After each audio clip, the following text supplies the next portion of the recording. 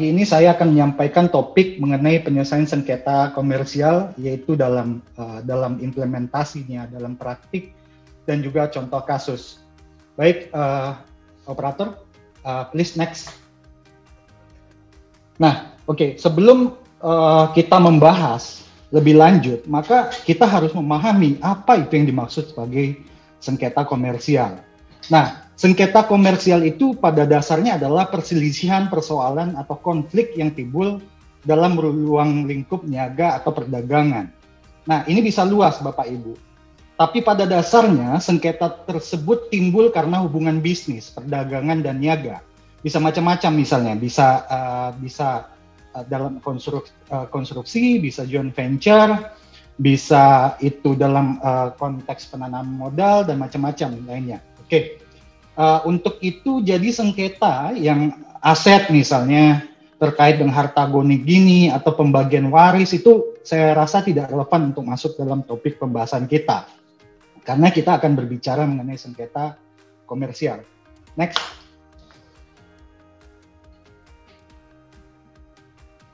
Oke, selanjutnya saya rasa juga penting untuk membagikan situasi apa yang terjadi dalam satu sengketa. Tujuannya apa? Itu adalah supaya kita itu get into the feeling terhadap situasi bagi klien kita dan juga prinsipal lawan ketika terjadi sengketa. Nah, jika kita terlibat dalam satu sengketa komersial, misalnya itu bisa terlihat dalam rapat-rapat, pertemuan antara klien dan lawan, itu akan terlihat bahwasanya setiap pihak yang bersengketa itu memiliki perspektifnya masing-masing, punya kepentingan masing-masing, dan punya ketakutan masing-masing. Nah, ini relevan diketahui bagi kita supaya kita itu bisa mengerti sebenarnya bagaimana posisi klien dan bagaimana posisi lawan, sehingga itu kita sebagai lawyer dapat mencari solusi atau kalau misalnya para pihak mau bernegosiasi untuk mencari titik temu atau dalam konteks musyawarah berdamai ya. Nah, lalu hampir sebagian besar klien yang saya temui maupun prinsipal dari pihak lawan sebenarnya itu tidak menikmati pengalaman bersengketa. Kenapa? Karena berkonflik itu pasti akan menguras energi, apalagi kalau sudah sampai bersitegang dalam pertemuan dan persidangan misalnya. Misalnya bahkan ada sampai yang pergi dari satu pertemuan dari rapat, tidak setuju lalu hengkang dari rapat. Hal lainnya juga misalnya, kenapa saya bilang baik klien atau prinsipal lawan tidak menikmati, kelihatan lah, misalnya jarang tuh kelihatan ada klien posting foto misalnya di persidangan sebagai konten Instagram, dia bikin, mungkin hanya lawyer aja yang kebanyakan begitu, posting pakai invoice, bahkan kadang invoice syair atau misalnya pakai kata-kata bijak di kopas dari Google. Nah, oke. Tapi menurut saya itu nggak apa-apa, tidak ada masalah. Itu biasa karena memang kita sebagai lawyer ini adalah pekerjaan kita sehari-hari. Nah, tapi intinya adalah klien atau prinsipal dari klien kita atau prinsipal lawan itu kebanyakan tidak menikmati situasi bersengketa. Nah, dalam sengketa biasanya klien atau prinsipal lawan itu enggan atau malas sebenarnya bertemu dengan lawannya.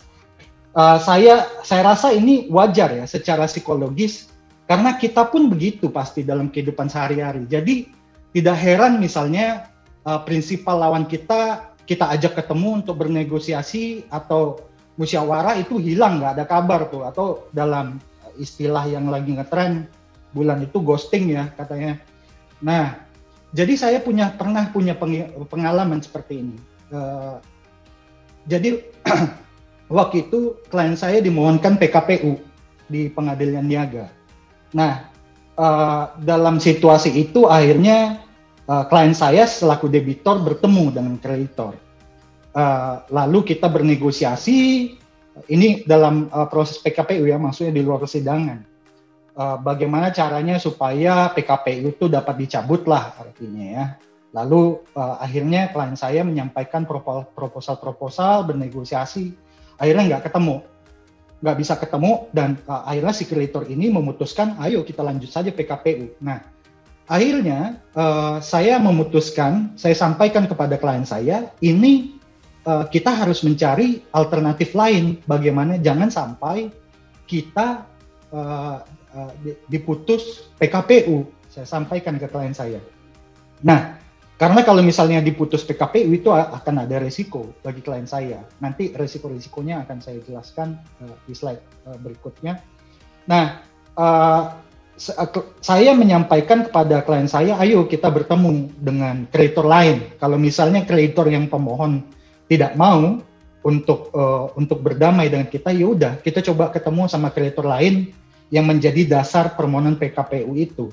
Tujuannya adalah supaya berdamai. Akhirnya tapi klien saya waktu itu enggan untuk bertemu, tapi saya jelaskan, saya kasih penjelasan, saya sampaikan konsekuensinya apa yang bisa terjadi. Nah, akhirnya klien saya memutuskan, ya sudah, dia bertemu waktu itu dengan kreditor lainnya, dan akhirnya setelah bertemu, berbicara dari hati ke hati, akhirnya mereka memutuskan, ya udah, ini kan konteksnya ada bisnis, kita selesaikan secara bisnis. Nah, untuk itu maka si kreditor lain ini memutuskan, oke, saya akan dukung Anda, lalu akhirnya dia cabut dari dari PKPU itu, dan akhirnya PKPU itu ditolak. Oke, selanjutnya adalah sengketa dapat memakan waktu panjang dan biaya yang besar bagi pihak yang bersengketa. Saya rasa memang ya di dalam sengketa pastinya akan ada cost yang akan diterima, yang akan ditanggung oleh klien, misalnya lawyer fee dan lain-lain, misalnya biaya transportasi dan akomodasi bagi klien, lalu bagi lawyer, lalu misalnya ada cost untuk ahli atau saksi yang lainnya. Nah, ini kan memakan biaya, lalu juga waktu bisa jadi berkepanjangan, tapi itu sebenarnya bergantung juga kepada lawyer yang memberikan advice kepada klien. Oke, next.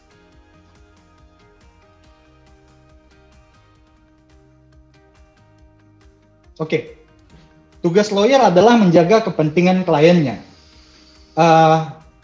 Apa sebenarnya tugas kita? Sebenarnya tugas kita itu banyak, lawyer. Nah, pertama adalah menjadi part of the solution, not part of the problem. Kenapa? Karena saya melihat itu banyak terjadi, misalnya upaya-upaya hukum yang justru ujung-ujungnya tidak selesai dan menjadi masalah yang berkepanjangan bagi klien, dalam artian itu tidak solutif lah. Misalnya pernah saya temui di mana adanya sengketa yang timbul dari kontrak, dan sebenarnya kontrak itu mengatur klausul arbitrase, tapi masih saja tetap dipaksakan dengan gugatan PMH di pengadilan negeri. Nah, waktu itu kasusnya terjadi karena pencairan jaminan akibat cedera janji konstruksi oleh pemilik proyek. Lalu pencairan jaminan tersebut digugat PMH ke pengadilan negeri. Padahal sebenarnya klien saya itu bisa mengajukan gugatan wan prestasi ke BANI. Nah, karena ada klausul arbitrase. Sudah banyak tuh presiden sebenarnya yang membuat NO atau gugatan tidak dapat diterima kalau meskipun gugatan itu PMH, tapi sebenarnya sengketanya itu berkaitan atau timbul dari kontrak. Nah, akhirnya saya meminta gugatan PMH itu untuk dicabut dan kami mengajukan permohonan arbitrase. Nah, ini adalah salah satu contoh. Atau hal lain misalnya, sering saya juga mengalami dalam satu negosiasi, dalam satu sengketa dengan pihak lawan, itu si pihak lawan meminta hal-hal yang tidak wajar dan juga dilakukan dengan cara yang tidak wajar. Nah, tapi sebenarnya permintaan itu baseless. Nah, akhirnya gara-gara itu menjadi dispute. Oke, hal kedua, memahami aspek komersial menjadi sengketa juga penting bagi lawyer. Dalam sengketa bisnis, sering kita dihadapi adanya angka-angka, istilah-istilah tertentu, atau instrumen-instrumen keuangan tertentu yang relevan untuk dipahami oleh lawyer. Lawyer harus paham. Nah, saya kasih contoh misalnya. Kasus konstruksi yang tadi saya ceritakan, yang dia gugat PMH awalnya, akhirnya kami gugat wan prestasi ke BANI. Nah, di dalam kasus itu, itu terdapat fakta, itu keterlambatan persetujuan gambar dasar, gambar untuk konstruksi oleh si pemilik proyek.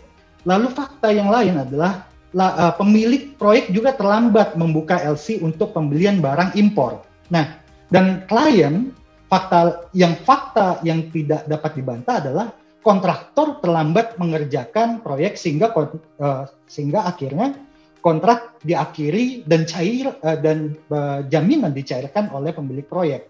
Nah, untuk memahami kasus dan menganalisa kasus seperti itu, di samping norma-norma hukum yang adalah ekspertis kita harus memahami bagaimana sebenarnya praktek, misalnya dalam case itu manajemen konstruksi.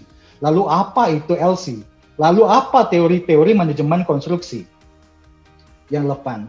Nah, setelah dianalisa oleh tim kami, ternyata keterlambatan konstruksi itu terjadi karena kesalahan pemilik proyek. Kenapa? Karena pertama, barang impor itu tidak bisa dikerjakan oleh perusahaan manufaktur kalau konsep barang impornya saja masih belum jelas karena belum ada persetujuan gambar.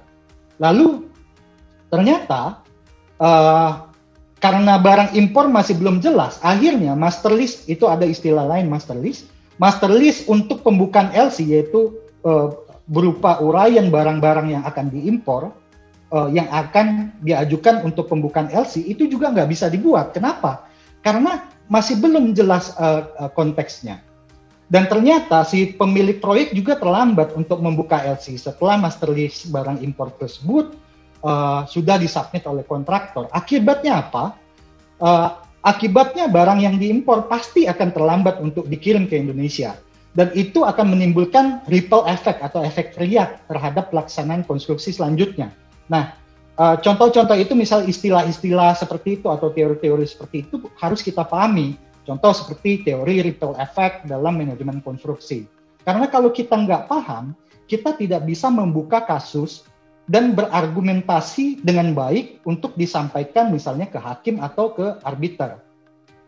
Oke. Ketiga adalah mencari langkah-langkah penyelesaian sengketa dengan menganalisa risiko-risiko bagi klien. Dan klien juga harus tahu konsekuensi yang dapat terjadi ke depan. Kenapa ini penting? Karena dari sekian banyak upaya hukum yang tersedia, belum tentu itu bisa tepat untuk menjaga kepentingan klien kita. Ini akan saya jelaskan nanti, akan ada penjelasan mengenai apa saja sih upaya hukumnya dan apa risikonya beserta tips-tips mitigasi risiko. Lalu klien juga perlu tahu risiko-risiko yang terjadi Bapak Ibu. Karena sebagai lawyer, kita itu adalah kuasa dan yang mengambil keputusan adalah klien. Walaupun sebenarnya kita belum tentu mengetahui detail risiko semua ke depan karena kita juga bukan cenayang dan saya rasa juga itu tidak mungkin. Tapi paling tidak dengan kita menyampaikan konsekuensi risiko, apa mitigasinya, ini akan menjadi fair bagi klien. Misalnya untuk mengestimasi biaya yang akan dikeluarkan. Dan selain itu juga sebagai lawyer kita tentunya tidak mau disalahkan kan di kemudian hari apabila result dari upaya yang dilakukan itu tidak sesuai harapan. Oke, next. Nah, baik, selanjutnya itu saya akan menjelaskan sekilas beberapa alternatif upaya hukum dalam sengketa komersil dan berikut juga risikonya.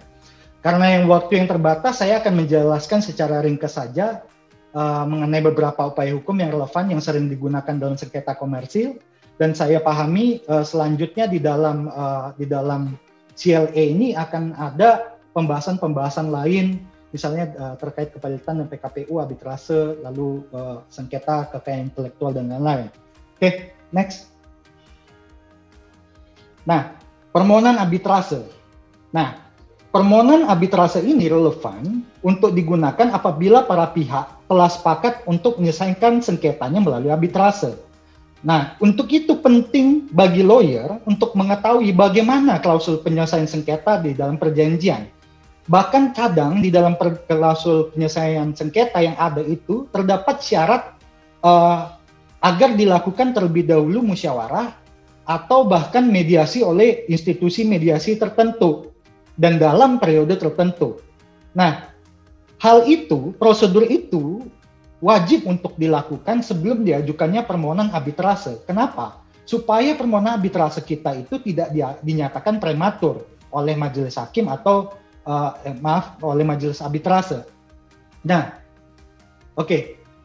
Pada dasarnya pemeriksaan sengketa itu arbitrase itu memakan waktu selama 180 hari atau 6 bulan. Ini ada di dalam undang-undang arbitrase ya. Sejak terbentuknya majelis arbitrase. Tapi dalam praktiknya jika satu sengketa itu bersifat sangat kompleks, majelis arbitrase itu berhak untuk memperpanjang batas waktu tersebut. Nah, pemeriksaan bersifat tertutup. Saya rasa ini adalah hal yang sangat dijunjung tinggi di dalam arbitrase. Nah, berbeda di dalam peradilan umum, itu persidangan terbuka untuk umum, tapi dalam arbitrase tidak demikian. Hanya kuasa hukum, hanya prinsipal dan karyawan yang prinsipal yang mendapatkan surat tugas yang boleh menghadiri persidangan arbitrase. Nah, tidak lama saya ingin share pengalaman saya. Tidak lama itu saya mengalami satu perkara arbitrase dan akhirnya gara-gara kondisi pandemi COVID saat ini, akhirnya pemeriksaan itu dilakukan secara elektronik melalui Zoom waktu itu. Nah, di dalam persidangan itu kami mengajukan keberatan karena lawan saya, salah satu saya lupa itu kuasa atau prinsipalnya, dia mengikuti persidangan dari Zoom dari luar ruangan dan di tempat terbuka. Dan kami sangat berkeberatan karena waktu itu walaupun dia menggunakan headphone dan isi persidangan artinya tidak didengarkan oleh orang lain, tapi orang tersebut berada pada tempat umum dan pembicaranya dapat berisiko didengar oleh orang lain. Nah, setelah kami menyampaikan keberatan tersebut, akhirnya majelis arbiter meminta orang tersebut keluar dari Zoom karena dinilai melanggar sifat tertutupnya pemeriksaan arbitrase. Nah, ini salah contoh-contohnya. Jadi contoh-contoh ini, prinsip-prinsip ini itu relevan di dalam praktek dan itu harus dipahami oleh Bapak Ibu sekalian. Nah, selanjutnya, arbiter memiliki pengalaman dan keahlian dalam bidang tertentu dan dapat dipilih oleh para pihak. Artinya apa? Pihak berperkara itu dapat memilih arbiter yang berpengalaman dalam bidang-bidang tertentu, misalnya dalam bidang konstruksi, dalam bidang insurance dan lain-lain untuk mengadili perkaranya atau pasar modal dan lain-lain. Nah, tapi sebenarnya ini juga perlu ditimbang-timbang oleh lawyer. Kalau kasusnya kental dengan norma hukum, maka baiknya kita itu memilih arbiter yang berlatar belakang hukum. Tapi kalau kental dengan nuansa bidang-bidang bisnis tertentu atau praktik bisnis tertentu yang tidak mudah dipahami oleh orang awam, silakan pilih arbiter yang spesialis dalam bidang tersebut. Nah, selanjutnya proses pemeriksaan itu fleksibel, efektif, dan efisien. Kenapa? Karena para pihak itu dapat menentukan di mana tempat pemeriksaan, apa bahasa yang digunakan, dan prosedurnya. Misalnya bahasa Inggris atau Indonesia. Lalu dalam proses penyerahan jawaban, replik duplik, bukti tertulis, kesimpulan, itu tidak dilakukan dalam sidang. Hanya cukup mengirimkan dokumen saja, tapi untuk pemeriksaan ahli, saksi, dan verifikasi bukti tetap dilakukan secara fisik. Nah, selain itu, hal yang penting untuk diketahui adalah di dalam arbitrase itu ada pemaparan atau presentasi oleh para pihak kepada majelis arbitrase.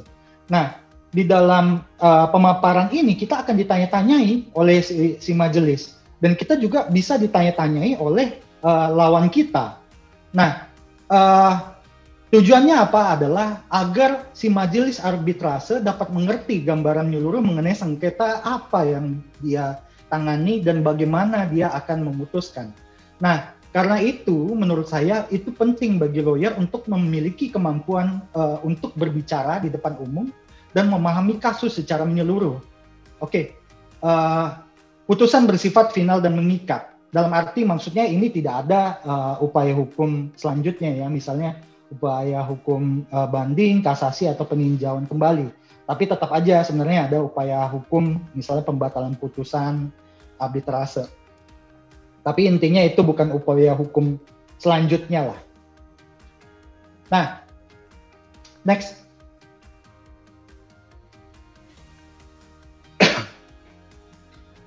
Sekarang kita masuk ke risiko. Risiko pertama dalam arbitrase itu adalah adanya klausul arbitrase yang tidak tegas. Nah, saya pernah ketemu kasus seperti ini.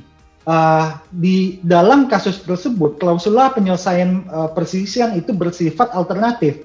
Artinya di dalamnya ada boleh memilih bani atau pengadilan negeri. Nah, biasanya ini terjadi kalau si drafter itu ngasal membuat perjanjian.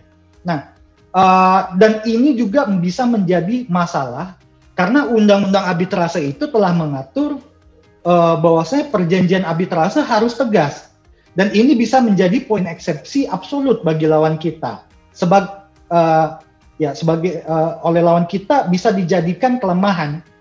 Ini adalah kelemahan. Nah, lalu bagaimana mitigasi risikonya? Jika ketemu klausul yang seperti ini, ada baiknya ini Bapak Ibu, pihak yang akan menginisiasi arbitrase untuk menyampaikan penawaran penyelesaian arbitrase dan meminta persetujuan dari lawan, apakah itu dalam berita acara rapat atau melalui korespondensi surat. Nah, cara-cara ini bisa dijalankan jika merujuk kepada undang-undang arbitrase. Oke. Selanjutnya biaya arbitrase lebih besar dibandingkan biaya perkara di pengadilan. Karena biaya arbitrase itu dihitung berdasarkan persentase nilai tuntutan. Nah, ada baiknya lawyer coba hitung dulu berapa biaya arbitrase dan itu disampaikan kepada klien. Jangan sampai setelah diajukannya permohonan ternyata klien tidak bisa bayar. Selain itu juga ada biaya-biaya lain yang perlu diperhitungkan seperti biaya transportasi dan akomodasi arbiter yang kita tunjuk. Misalnya kalau dia berdomisili di luar kota atau di luar negeri. Dan juga karena akhir-akhir ini banyak persidangan arbitrase menggunakan Zoom atau menggunakan media elektronik. Nah ini menambah biaya persidangan karena ada tambahan biaya. Kalau nggak salah saya 15 juta ya di satu institusi arbitrase tertentu. Oke. Risiko lain adalah klien terpaksa menalangi biaya arbitrase. Kalau lawan tidak membayar kewajibannya, karena sebenarnya itu biaya arbitrase ditanggung setengah-setengah oleh masing-masing pihak. Nah, kalau biaya arbitrase tersebut belum dibayar penuh, itu proses arbitrase nggak bisa berjalan. Nah, ini bisa jadi sumber masalah lamanya persidangan. Bahkan pernah saya mengalami sidang itu baru dimulai 1 tahun setelah pendaftaran, ada yang 1 tahun, bahkan ada yang lebih ya. Karena biaya arbitrase yang belum selesai dibayar atau ditalangi oleh pihak yang menginisiasi permohonan arbitrase. Oke, permohonan sita itu jarang dikabulkan atau bahkan saya tidak pernah dengar dikabulkan untuk arbitrase di Indonesia ya. Nah, masalah ini muncul karena pelaksanaan sita jaminan itu memang wajib dilakukan oleh pengadilan negeri, artinya wewenang dari pengadilan negeri. Tapi masih ada kekosongan hukum mengenai bagaimana cara pelaksanaannya. Nah, waktu itu saya mendengar tahun 2017 MA berencana untuk susun perma mengenai ini, tapi sepengetahuan saya sampai sekarang perma tersebut belum ada. Nah, selanjutnya, meskipun putusan arbitrase tersebut final and binding, tapi kalau lawan kita tidak melaksanakan arbitrase secara sukarela, artinya kita perlu mohonkan unmoney dan permohonan eksekusi. Artinya masih ada tahapan selanjutnya yang harus dilakukan jika pihak yang kalah tidak melaksanakan putusan secara sukarela. Tapi dalam permohonan arbitrase itu sebagai mitigasi risikonya, kita bisa mintakan denda keterlambatan per hari. Misalnya 100 juta per hari kalau misalnya si lawan kita tidak menjalankan putusan. Oke. Risiko terakhir saya rasa adalah adanya upaya pembatalan putusan oleh lawan. Dalam undang-undang arbitrase terdapat hal-hal yang dapat dijadikan alasan pembatalan putusan arbitrase. Pertama, surat atau dokumen yang diajukan dalam persidangan setelah putusan dijatuhkan diakui palsu atau dinyatakan palsu. Lalu yang kedua ada juga setelah putusan diambil ternyata ada dokumen yang bersifat menentukan itu disembunyikan oleh pihak lawan. Lalu Tapi menurut saya disembunyikan ini adalah dokumen tersebut tidak dimiliki oleh pihak lain yang ingin membatalkan putusan tersebut. Karena kalau dia memilikinya, maka logikanya harusnya dia akan mengajukan dokumen tersebut sebagai alat bukti pada pemeriksaan arbitrase tersebut. Yang ketiga adalah putusan diambil dari tipu muslihat. Tapi kesemuanya itu adalah alasannya alasan itu harus dibuktikan dalam satu putusan persidangan. Jadi tidak bisa itu bersifat asumsi atau yang diperkirakan saja. Itu nggak boleh. Ini bisa dibaca di dalam penjelasan Undang-Undang Arbitrase. Oke, next.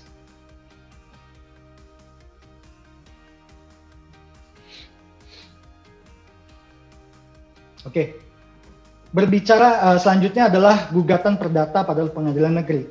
Berbicara mengenai proses di pengadilan negeri itu terdapat mandatory mediation atau mediasi wajib yang wajib dilakukan oleh para pihak, oleh mediator, dan mediator itu ditunjuk oleh hakim perkara. Dan itu dilakukan selama 30 hari sebelum dimulainya pemeriksaan perkara. Nah, selanjutnya persidangan juga cukup memakan waktu dan menguras energi karena penyerahan dokumen berupa jawaban, replik, duplik, misalnya bukti surat, dan kesimpulan itu dilakukan di dalam persidangan kepada majelis hakim. Nah, selanjutnya berdasarkan SEMA, sebenarnya penyelesaian perkara tingkat pertama itu paling lambat 5 bulan.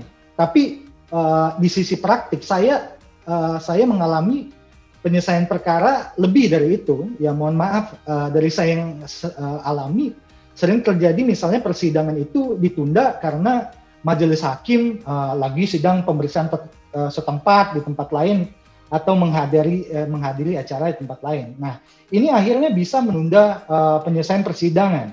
Nah, selanjutnya terdapat upaya hukum tingkat banding, kasasi, peninjauan kembali. Nah, penyelesaiannya kalau tingkat banding itu 3 bulan sebenarnya, kalau kasasi 3 bulan dan peninjauan kembali 3 bulan kalau nggak salah saya. Nah, ya waktu ini saya sebut karena memang SEMA dan peraturan mengatur seperti itu. Tapi walaupun belum tentu ya seperti itu. Oke, next.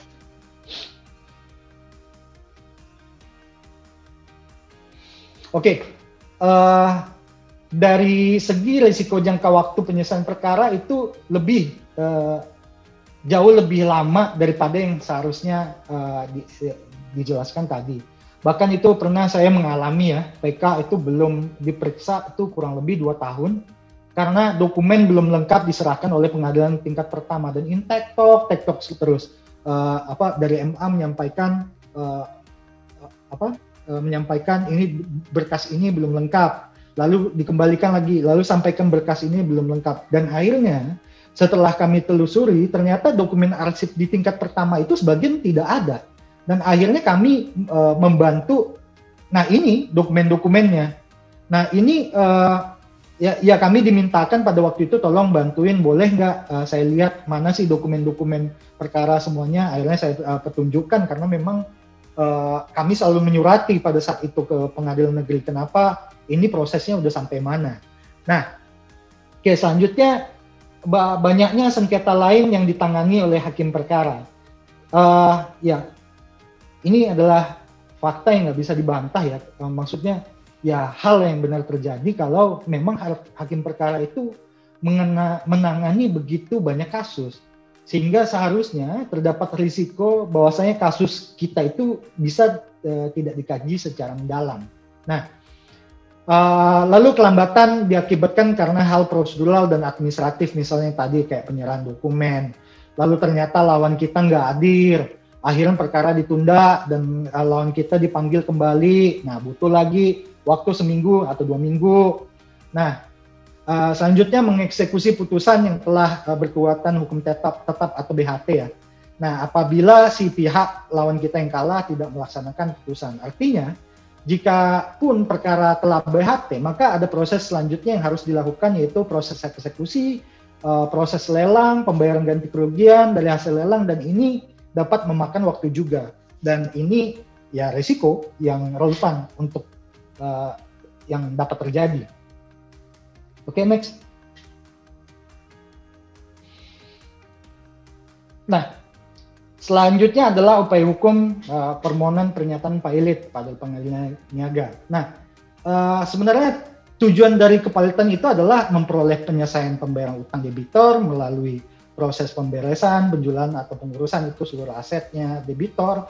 Lalu yang kedua adalah tujuannya adalah untuk mencegah adanya iktikat buruk dari debitor kita dalam di mana dia menguntungkan dirinya sendiri atau pihak lain. Lalu yang ketiga adalah untuk menghindari adanya perebutan harta debitor oleh para kreditor dalam rangka pemenuhan pembayaran utang. Oke, syarat permohonan pernyataan pilot itu adalah terdapat debitor, 2 atau lebih kreditor, utang telah jatuh waktu dan dapat ditagih, dan debitor tidak membayar lunas salah satu utang. Nah, proses pembuktian dalam hukum acara kepailitan adalah secara sederhana. Maksudnya apa, Bapak Ibu? Itu terdapat fakta atau keadaan yang terbukti secara sederhana di mana ada fakta 2 atau lebih kreditor dan ada fakta utang yang telah jatuh waktu dan tidak dapat dibayar. Jadi itu. Nah, sedangkan perbedaan besarnya mengenai jumlah utang yang didalilkan oleh para pihak di dalam persidangan itu tidak menghalangi dijatuhkannya putusan pernyataan pilot. Nah, selanjutnya, putusan kepailitan itu diucapkan 60 hari semenjak tanggal pendaftaran akibat dari kepailitan. Nah, dan akibat dari kepailitan itu seluruh harta kekayaan debitor menjadi sitaan umum atau biasanya itu disebut dengan general attachment, public attachment dan macam-macam. Dan di situ si debitor ini kehilangan hak keperdataannya untuk mengurus dan menguasai hartanya karena ini kepailitan. Nah, selanjutnya tahapan setelah dikabulkannya permohonan pernyataan pilot adalah rapat verifikasi. Itu rapat pencocokan piutang. Biasanya itu si kurator akan memanggil para kreditor untuk melakukan menyampaikan tagihan, lalu diverifikasi. Lalu juga di sana nanti akan ada rencana perdamaian kalau misalnya si debitor akan menyampaikan usulan perdamaiannya. Lalu setelah itu akan diambil suara bagaimana oleh para kreditor, dan juga ada pemberesan harta pilot oleh kurator. Nah, jadi dalam pemberesan harta pilot itu akan dilakukan pertama yang paling terakhir ya yang pastinya adalah dilakukan penjualan, lalu dari hasil penjualan tersebut kemudian dibagi-bagi ke para kreditor berdasarkan jenjang tingkatannya. Nah, dalam perkara pilot itu terbuka upaya hukum kasasi. Nah, putusan kasasi itu adalah 60 hari sejak permohonan kasasi diterima oleh Mahkamah Agung. Namun perlu diperhatikan bahwa permohonan kasasi itu diajukan paling lambat 8 hari setelah tanggal putusan pilot itu diucapkan. Jadi berbeda dengan upaya hukum lain, jadi jangan sampai terlambat untuk kalau mau menyatakan kasasi. Nah, dari selanjutnya adalah dari segi risiko. Nah, karena adanya persyaratan kreditor lain itu Bapak Ibu yang seperti saya jelaskan tadi, maka klien tentunya ini risiko. Klien harus mencari kreditor lain atau kita harus mencari kreditor lain. Nah, kreditor lain itu gak gampang untuk dicari. Itu yang saya alami ya. Mencari kreditor lain itu tidak gampang untuk dicari dan tidak gampang kita untuk mendekati, apalagi kalau situasinya ini sesama kreditor ya. Nah, kenapa ini penting? Karena itu eksistensi adanya kreditor lain itu, karena ini persyaratan formalitas, maka itu penting untuk kita ajukan sebagai bukti di pengadilan. Nah, selain itu dalam praktek, itu calon kurator biasanya ingin memastikan bobot aset dari debitor utang sebelum mau ditunjuk.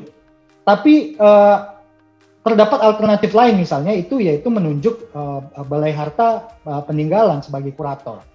Nah, untuk risiko kedua itu adalah untuk permohonan yang risiko kedua adalah utang tidak bersifat sederhana. Nah, bisa jadi dalam case yang kita tangani ternyata utang itu berhubungan dengan satu sengketa. Jadi artinya belum jelas bahwa adanya utang itu udah telah jatuh tempo dan dapat ditagih. Nah, artinya ini bisa menjadi risiko ketika kita mengajukan permohonan pernyataan pilot. Ternyata di kemudian si majelis hakim menilai bahwasanya utang tidak bersifat sederhana dan akhirnya ini jadi masalah bagi klien kita. Nah, selanjutnya untuk permohonan pilot sukarela oleh debitur itu harus memperoleh surat persetujuan dari kreditor terkait dengan pengusulan nama kurator. Nah, ini sulit menurut saya. Karena misal begini, ini debitornya ingin menyatakan pilot. Ini yang disebut pilot sukarela ya. Saya rasa sangat jarang ada kreditor yang mau debitornya pilot. Karena itu bisa menjadi risiko besar bagi kreditor. Kecuali kalau misalnya kreditor tersebut berasal dari orang-orang terdekat debitor. Nah, ya mungkin itu yang bisa dimintain persetujuan. Lalu klien berstatus sebagai kreditor konkuren baik di dalam rapat kreditor dan pemberesan harta pilot. Akhirnya artinya dalam arti ketika uang itu harta hasil pilot itu telah dijual dan dibagi-bagikan, si klien kita berada di bawah kreditor separatis preferen.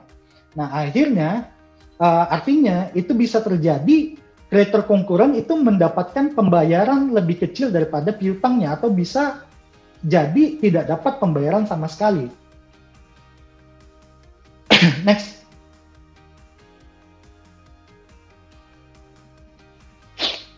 Oke, ini permohonan penundaan kewajiban pembayaran utang atau PKPU pada pengadilan niaga.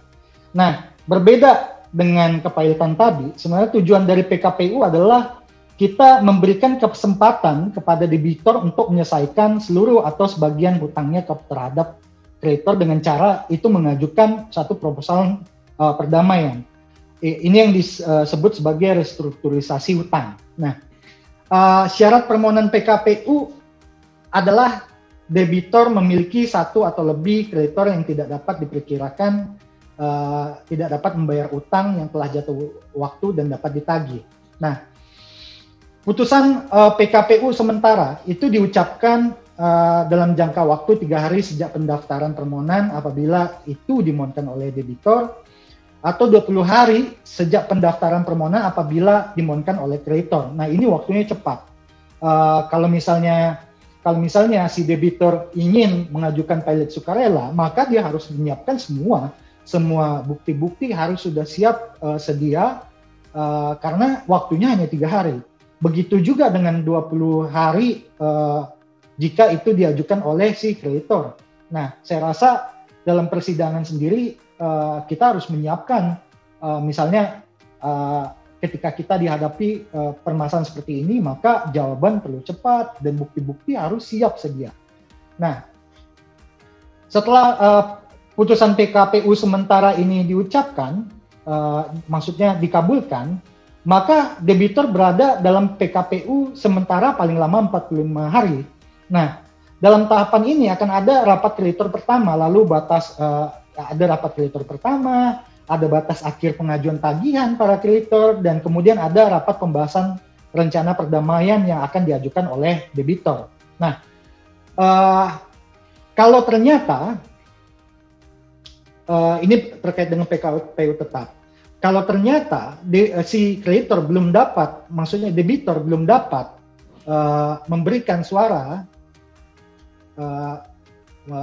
maksudnya itu kreditor belum dapat memberikan suaranya atau persetujuan mengenai diterima atau tidaknya rencana perdamaian, maka atas permintaan si debitor, si kreditor akan mengambil suara apakah debitor dapat diberikan PKPU tetap atau tidak. Kalau tidak, maka debitor menjadi pilot. Ini akan menjadi risiko, nanti akan saya jelaskan kemudian. Namun kalau diterima, maka debitor tersebut akan berada dalam status PKPU tetap. Tapi PKPU tetap itu tidak boleh melebihi 270 hari setelah putusan PKPU sementara. Nah, apa sih sebenarnya tujuan dari PKPU tetap ini? Yaitu adalah untuk memungkinkan si debitor, pengurus, kreditor, dan lain-lain untuk mempertimbangkan dan menyetujui rencana perdamaian pada rapat atau sidang yang akan dilaksanakan selanjutnya. Nah, oke. Terakhir, rencana perdamaian yang diajukan oleh si debitor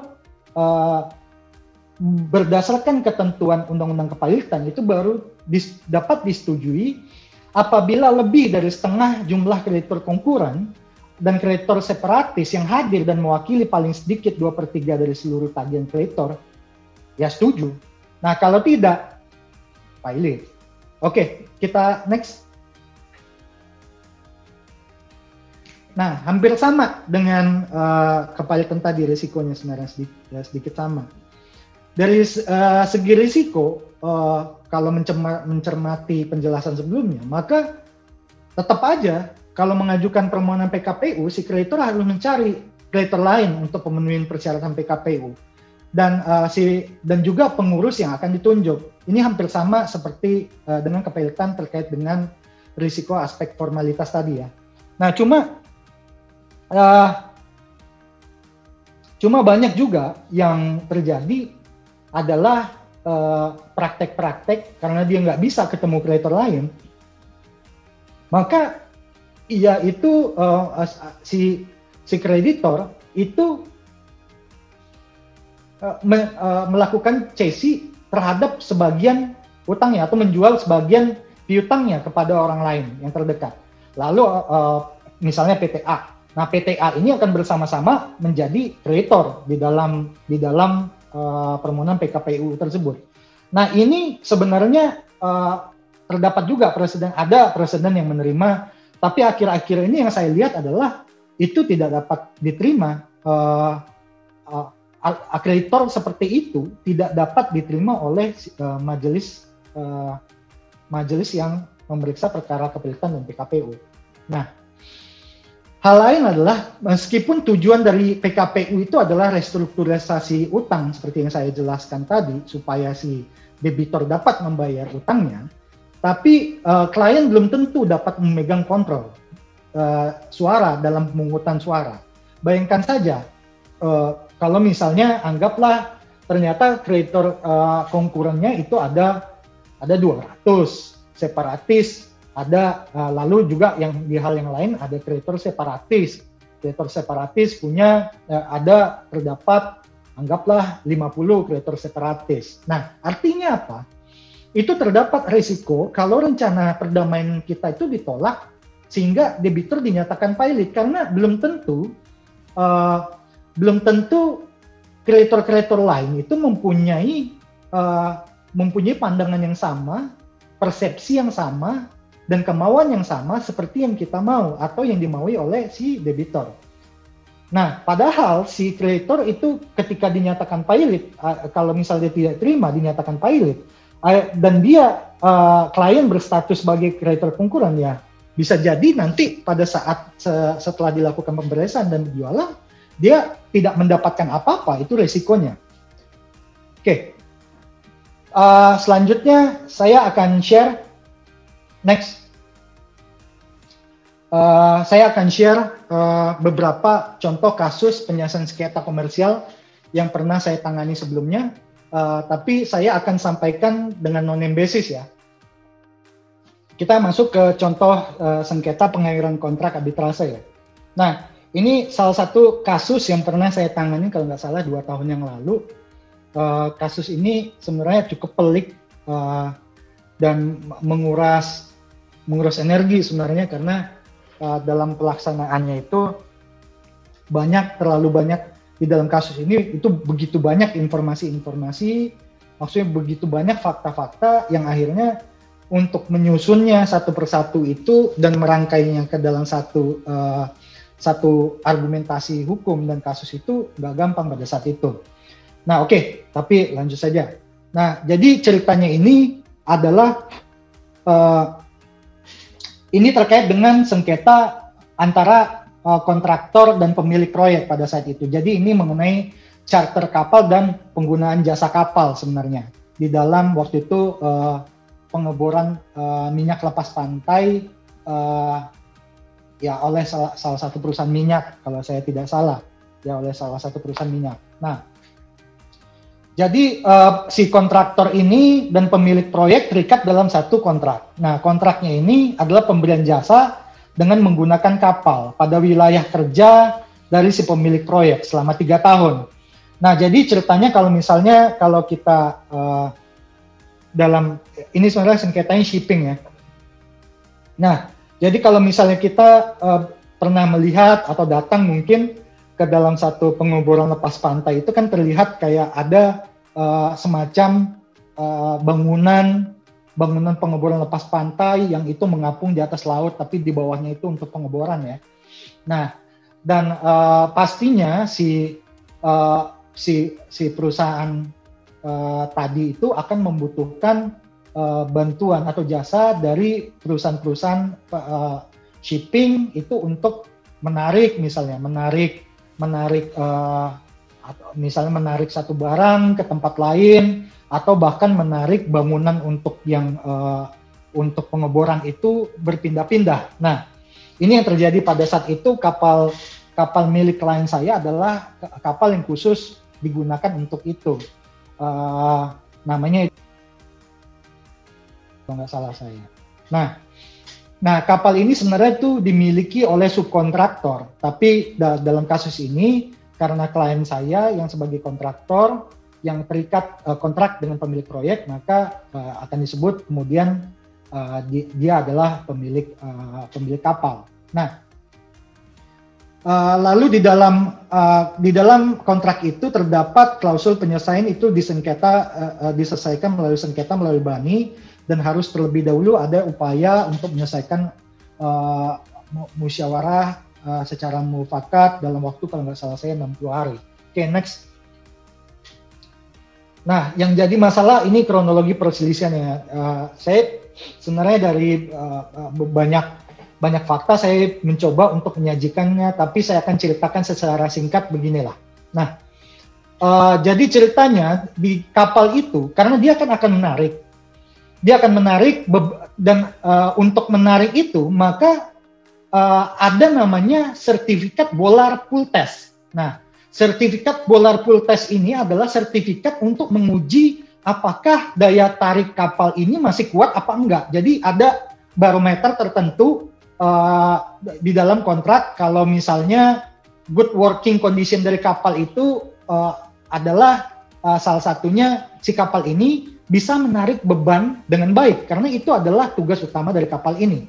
Ini bukan kapal untuk ngantarin barang ya kayak nganterin beras seperti itu, enggak. Nah, karena itu di dalam kontrak salah satu kewajiban dari si kontraktor ini adalah menyediakan sertifikat Bollard Pull Test. Dan sebenarnya sertifikat Bollard Pull Test ini sudah ada pada masa awal kontrak. Jadi pasti ketika si kapal selesai dibuat akan dilakukan Bollard Pull Test oleh kelas. Nah, ini agak berbau-bau sedikit tentang shipping. Jadi kelas itu kan ada berbagai macam tuh. Misalnya di berbagai belahan dunia itu masing-masing negara bahkan punya perusahaan kelas masing-masing. Misalnya kalau di Indonesia kita tahu Biro Klasifikasi Indonesia. Lalu misalnya ada kalau Amerika American Bureau Veritas, lalu ABS American Society atau ada BV yang menyebutnya Bureau Veritas. Nah, itu macam-macam. Nah, dan kapal boleh dikelaskan dimanapun boleh. Kalau misalnya kita beli kapal misalnya dari Thailand misalnya, terus kita kirim ke Indonesia, atau kalau kita mau menggunakan kelas, itu kita boleh milih. Karena kalau saya tidak salah mengingat, di dalam peraturan Menteri Perhubungan sendiri, itu bebas ya kita. Ada perusahaan untuk mengkelaskan itu, ada nama-nama perusahaannya. Oke. Lalu ternyata, tiba-tiba di satu hari itu, setelah kalau saya lupa kurang lebih 1 tahun atau 2 tahun setelah awal mulai kontrak itu, si kontraktor ini, si pemilik proyek ini meminta termohon itu, artinya si pemilik proyek ya, si pemohon itu adalah kontraktor. Nah, si pemilik proyek, untuk gampangnya nih supaya kita gampang mencerna, si pemilik proyek itu meminta si kontraktor untuk melakukan kembali BP test atas kapal.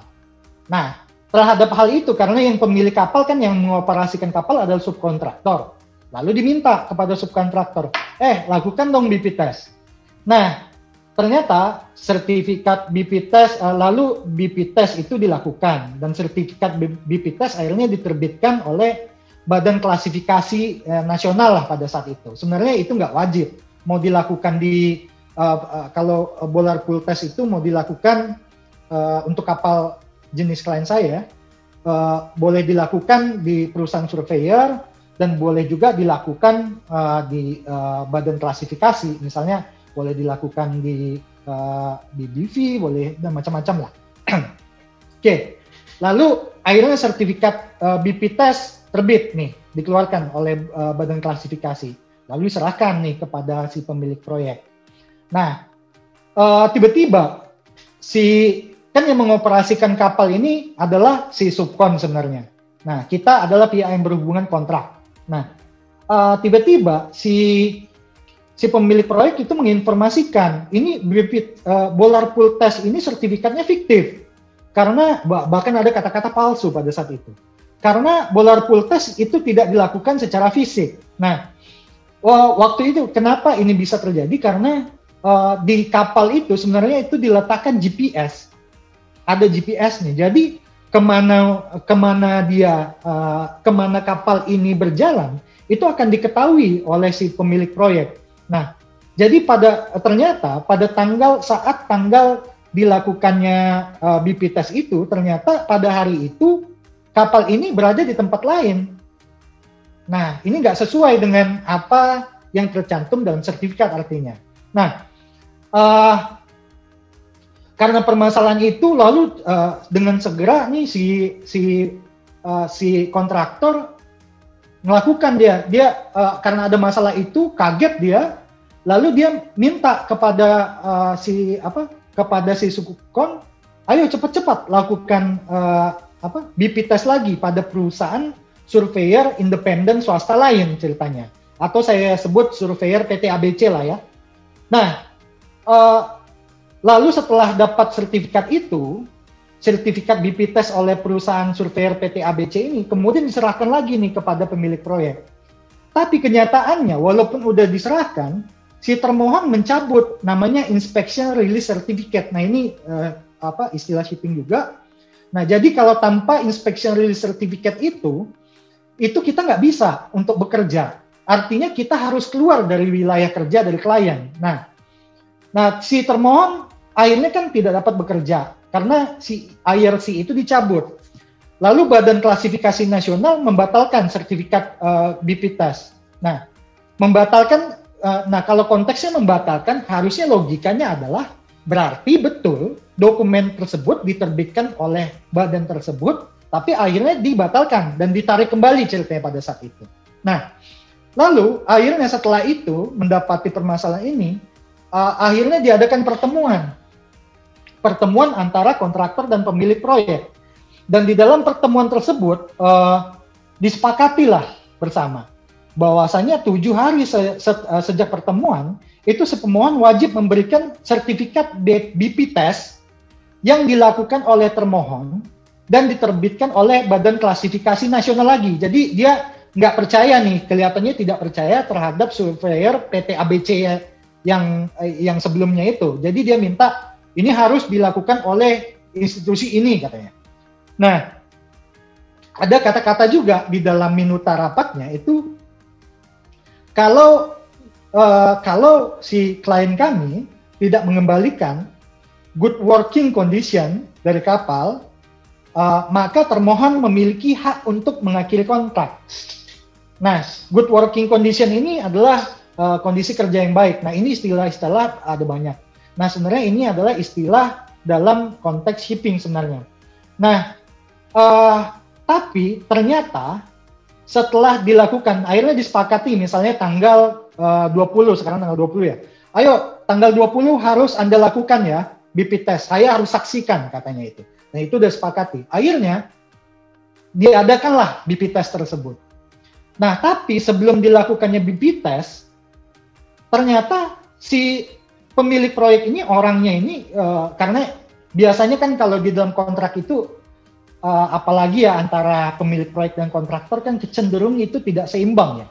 Tidak seimbang dalam artian ada pihak yang lebih kuat daripada pihak lainnya. Nah, akhirnya dia merasa ini ada yang tidak benar. Ini tidak sesuai dengan ketentuan satu rules dari kalau nggak salah DNV rules, itu tidak sesuai dengan rules badan klasifikasi pada negara lain.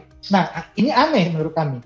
Nah, lalu setelah itu, dia kan pergi. Akhirnya kita nggak bisa melakukan BP test, karena berdasarkan pertemuan tersebut, kalaupun kita laksanakan BP test, itu harus disaksikan oleh dia. Nah, kalau kita tetap laksanakan, ya sama aja. Kontrak akan tetap diakhiri. Akhirnya kita mohon-mohon. Kita mohon-mohon, ayolah Pak, kita laksanakan lagi BP test. Kalau Bapak tidak setuju terhadap satu kondisi, misalnya kondisi galangan pada saat itu, kita cari galangan yang lain. Tapi dia nggak mau mendengar pada saat itu, setelah dikirimkan email, akhirnya dia tetap mengakhiri kontrak dengan alasan bahwasanya si kontraktor gagal untuk memberikan sertifikat BP test yang sah. Next.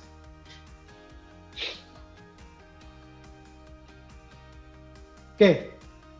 Akhirnya kami mengajukan permohonan arbitrase. Dalil-dalilnya apa pada saat itu? Ini hanya pointer dalil-dalil ya.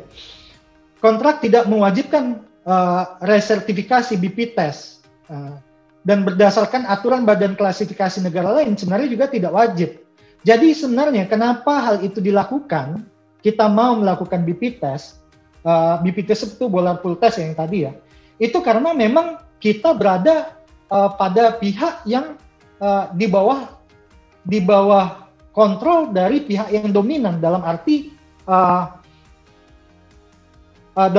bahwasanya si pemilik proyek berkuasa besar, karena itu wilayah kerjanya. Kalau kita tidak lakukan, kita takut, akhirnya kita lakukan. Nah, lalu faktanya adalah, karena tadi saya jelaskan pada saat kapal itu sudah selesai dibangun, kan akan dilakukan kelas. Nah, pada saat dilakukan kelas itu akan terbit sebenarnya sertifikat BP test. Nah, sertifikat BP test ini sebenarnya yang awal ini belum nggak ada jangka waktunya dan belum berakhir. Nah, karena kapal pada saat itu cenderung dalam kondisi baru sebenarnya. Jadi agak aneh kalau sebenarnya dilakukan diminta untuk melakukan BP test kembali. Nah, lalu kapal diklasifikasikan oleh Badan Klasifikasi Asing, diakui oleh pemerintah.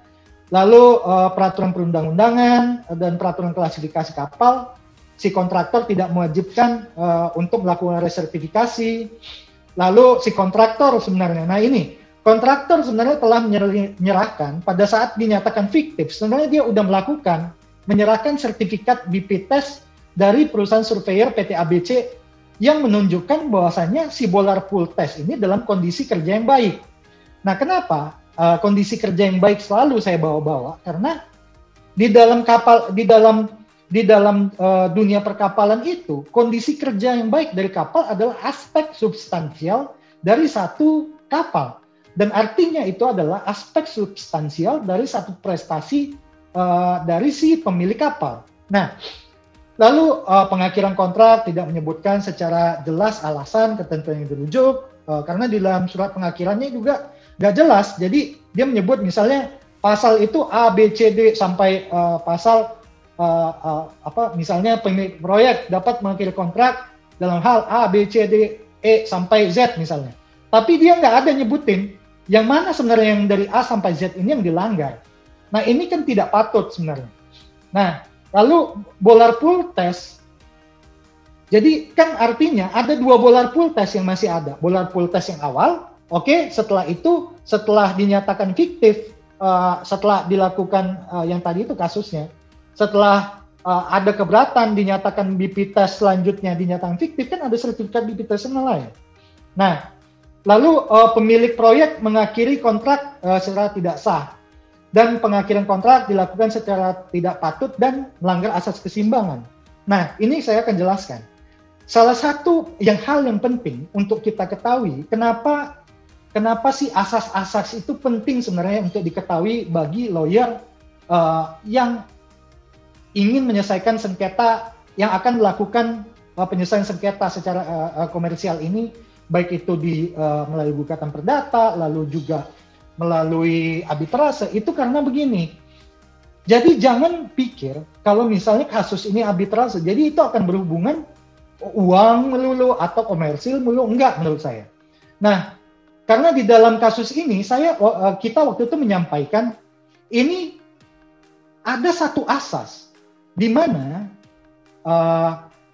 apabila si debitor sudah melakukan prestasi substansial darinya, maka si kreditor tidak dapat mengakhiri perjanjian. Jadi artinya begini, ada dalam mungkin pernah baca, saya nggak tahu apa enggak, di dalam hukum kontrak itu dikenal namanya teori substantial performance atau material default.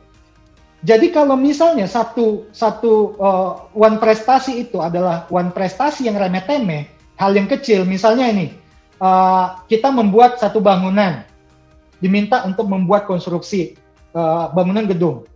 Tapi gara-gara misalnya pintunya rusak, tapi gedung udah selesai semuanya, artinya dalam arti prestasi substansial kita sudah dilakukan, tapi gara-gara hal yang remeh-temeh, misalnya pintunya nggak ada gagangnya atau gagangnya rusak, atau misalnya atapnya bocor-bocor, itu menurut saya itu bukan hal substansial performance ya, substansial default artinya ya. Jadi artinya dalam hukum kontrak itu kalau si debitor sudah melakukan substantial performance, maka si kreditor tidak berhak untuk mengakhiri kontrak. Nah, ini juga hal-hal seperti ini, teori-teori seperti itu perlu didalami karena itu akan relevan. Nah, nanti akan kita lihat bagaimana pertimbangannya. Oke. Lalu dalam case ini ternyata kami juga dikenakan sanksi hitam pada saat itu karena dinilai menyalahi prosedur. Next, Pak.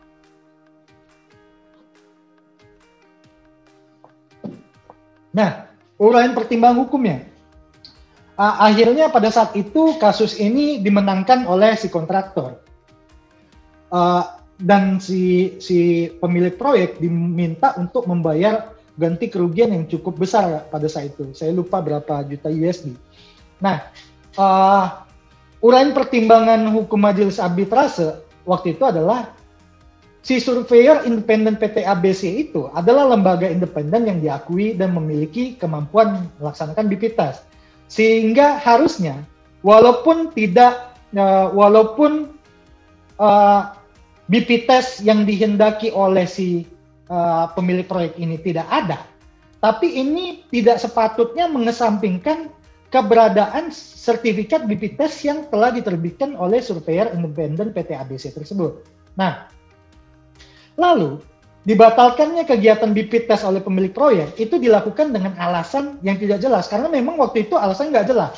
Sampai di persidangan itu saya ingat sekali itu berdebatnya cukup panjang sampai mungkin tensi naik ya pada saat itu. Karena pada saat itu dia menyampaikan ada rules yang dilanggar, tapi ternyata dia bilang ada satu ketentuan yang dilanggar, misalnya gelombang laut pada saat itu tinggi katanya, sehingga bolar pool test itu tidak bisa dilakukan. Jadi bolar pool test itu artinya jadi begini, sebenarnya kapal akan diikat pada satu galangan, diikat menggunakan tali baja yang keras. Nah, diikat, lalu ada bolar di situ, jadi ada tiang pancang, dan itu akan ditarik. Dia akan ngebut seperti itu ya. Nah, jadi akan dilihat di situ berapa kekuatan dia untuk menarik beban. Nah, jadi dia bilang pada saat itu gelombang tinggi, akhirnya itu bisa resiko dan berbahaya. Dia macam-macam lah pada saat itu ngomong. Lalu dia bilang ada kapal juga di tempat lain. Lalu dia sampaikan kedalaman sungai pada saat itu, kedalaman sungai tempat dilakukannya BP test itu tidak sedalam seperti ini. Tapi ternyata itu semua hanya asumsi ketika disampaikan ketika kita tanya-tanyai di dalam cross examination. Jadi penting juga untuk memahami bagaimana cross examination yang baik ya. Lalu akhirnya si majelis bilang pembatalan BP test itu dilakukan dengan alasan yang tidak jelas karena pemilik proyek meninggalkan lapangan tanpa melakukan pengujian atau memeriksa secara terstruktur lokasi atau instrumen pendukung pelaksanaan BP test. Lalu ketiadaan sertifikat BP test yang diterbitkan oleh Badan Klasifikasi Nasional sesuai kesepakatan dalam pertemuan itu bukanlah hal yang substansial. Nah, di sini si majelis menganggap tidak adanya sertifikat BP test sesuai dengan kesepakatan pertemuan itu bukan adalah substansial performance. Kenapa? Karena si kontraktor telah menyampaikan sertifikat BP test yang diterbitkan oleh PT Surveyor PT ABC. Artinya apa? Artinya si kontraktor bisa membuktikan bahwasanya kapal itu berada dalam kondisi kerja yang baik. Nah, akhirnya pengakhiran kontrak oleh pemilik proyek dinyatakan tidak sah dan pengenaan sanksi hitam juga tidak sah. Oke, next. Sekarang kita cerita sedikit aja ya. Ya ini amar putusannya tadi saya sudah jelaskan. Waktu itu gede, cukup besar nilai kompensasinya dan puji Tuhan waktu itu si klien dan langsung dibayar. Jadi tidak lama, lewat sedikit 30 hari pada saat itu dari putusan, tapi tetap dibayar oleh si pemilik proyek. Oke, lanjut. Nah, ini contoh sengketa utang piutang. Nah, saya akan sebenarnya begitu banyak ya contoh-contoh kasus, tapi saya memilih beberapa saja. Nah, ini contoh kasus kalau kita misalnya dihadapkan terhadap permasalahan hutang klien. Jadi si klien ini datang ke kita, Pak, saya ini punya utang banyak sekali loh. Saya tanya, berapa banyaknya? Sekian. Kalau nggak salah waktu itu lebih dari setengah T ya. Nah, sedangkan nih perusahaan shipping pada saat itu. Oke, lanjut. Nah, jadi waktu itu ini kasusnya itu akhir 2016 kalau saya tidak salah ya, 2016-an lah. Nah, waktu itu pada tahun 2015 itu ceritanya bisnis perkapalan itu lesu. Nah, akhirnya si PT SM ini perusahaan perkapalan itu mengalami kesulitan membayar utang-utangnya. Nah, total pendapatan PT ini akibatnya total pendapatan PT ini menurun sebesar 56% pada tahun 2016 dan laba operasi menurun 86% dibandingkan dengan tahun sebelumnya. Jadi jeblok. Jadi ada waktu itu masa di mana perusahaan perkapalan itu hancur, bukan hancur lah, jatuh, benar-benar jatuh. Jadi karena ini terjadi pada saat itu karena harga minyak dunia menaik, akhirnya tinggi, jadi nggak stabil, dan akhirnya permintaan demand itu untuk shipping itu menurun, dan akhirnya itu banyak kapal itu mulai berjatuhan satu persatu. Nah, dan ini yang terjadi pada saat itu pada PT SM ini. Nah, akhirnya si PT ini hanya mampu melunasi itu 26% dari kewajiban jangka pendek. Ini kita berbicara jangka pendek aja. Kalau jangka pendeknya hanya 26%, gimana jangka panjang?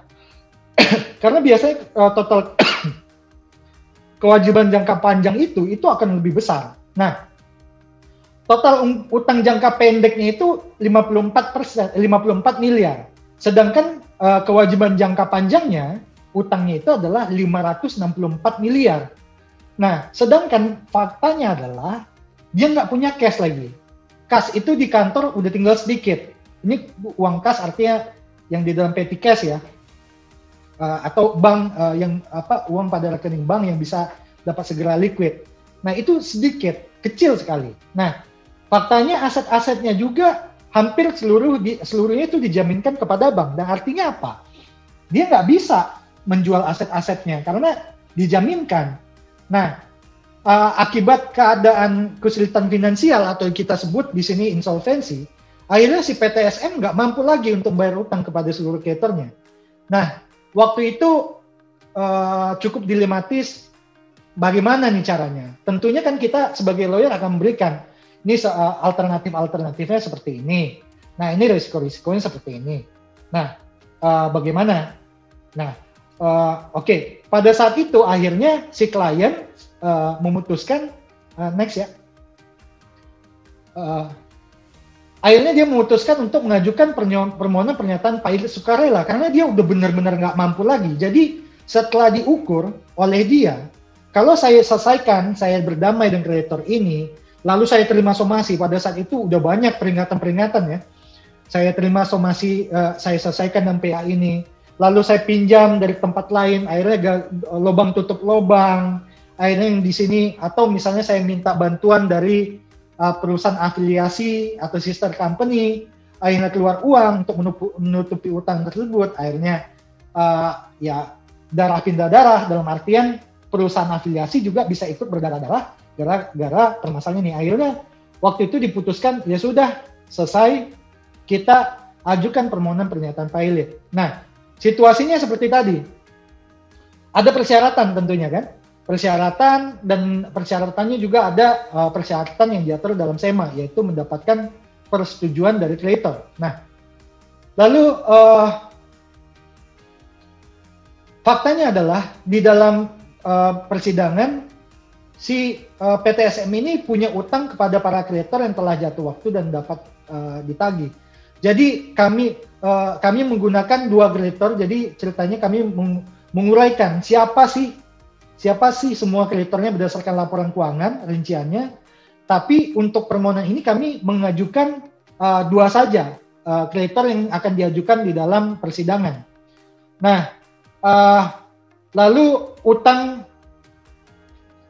kepada kreditor tersebut yang menjadi dasar permohonan tersebut itu tercantum dalam perjanjian, juga ada surat-surat teguran, lalu dan itu bisa membuktikan kalau surat teguran membuktikan bahwa saya memang utang sudah kita ngakuin bahwa saya utang telah jatuh waktu. Nah, lalu untuk persyaratan akhirnya si PT ini menyetujui diajukannya permohonan pernyataan pilot sukarela oleh PTSM. Lalu untuk memenuhi ketentuan SEMA nomor 2 tahun 2016 waktu itu akhirnya PTSM mencalonkan Balai Harta Peninggalan BHP pada saat itu sebagai kurator. Nah, kenapa kita calonkan pada saat itu? Karena memang nggak ada kurator swasta yang mau, nggak ada. Karena ini PT udah nggak ada asetnya. Lalu juga kalaupun begitu ya dia juga nggak mampu untuk membayarkan fee kepada kurator misalnya. Jadi dia memang dalam keadaan hopeless. Nah, akhirnya kita mengajukan kuratornya dari Balai Harta Peninggalan BHP. BHP itu berada di bawah Kementerian Hukum dan Hak Asasi Manusia. Nah, lalu kita juga mendapatkan pada saat itu surat pernyataan tidak berkeberatan dari dua kreditor yang memang sebenarnya itu adalah cukup dekat jalinan bisnisnya dengan kita. Akhirnya kita ketemu, kita sampaikan, dan ya kita bicaralah. Akhirnya disepakati ya udah saya kasih surat persetujuan deh kalau begitu. Nah, next. Oke. Lalu ini pertimbangan majelis hakim. Akhirnya si majelis hakim menyatakan, nah menariknya di dalam persidangan ini waktu itu datang itu pihak kreditor. Saya ingat ada kreditor pada saat saya lagi bersidang ada lawyer yang marah-marah, lawyer dari kreditor lainnya, dia nggak setuju diajukannya pilot sukarela. Dia marah-marah, lalu dia nyampaikan keberatan, itu di luar ruang sidang ya teriak-teriak. Nah, tapi tetap saja dilewatkan oleh si majelis. Dan akhirnya juga gara-gara tidak digubris, akhirnya dia mengajukan permohonan PKPU untuk melawan pilot ini. Tapi ternyata pada saat itu memang permohonan PKPU mereka terlambat cepat. Jadi udah selesai duluan baru mereka ajuin PKPU. Nah Lalu dan pertimbangannya disebut memperhatikan bukti perjanjian, kwitansi utang, dan tagihan, terbukti PTSM memiliki utang kepada dua kreditor yang telah jatuh waktu dan dapat ditagih. Ini persyaratan, ini memenuhi pasalnya, pasal UU Kepailitan maksudnya. Lalu tanpa harus membuktikan utang-utang lain, artinya yang utang yang waktu itu berapa ya? Saya lupa, sekitar 40 kreditor atau lebih ya, saya lupa. Nah, pemohon dapat dinyatakan pilot. Nah, lalu ini juga menarik, disampaikan pengangkatan kurator disetujui kreditor sebagaimana dikehendaki SEMA. Dan majelis juga memandang BHP itu lembaga pemerintah dan tidak mempunyai kepentingan terhadap para pihak. Maka pengadilan menunjuk BHP sebagai kurator.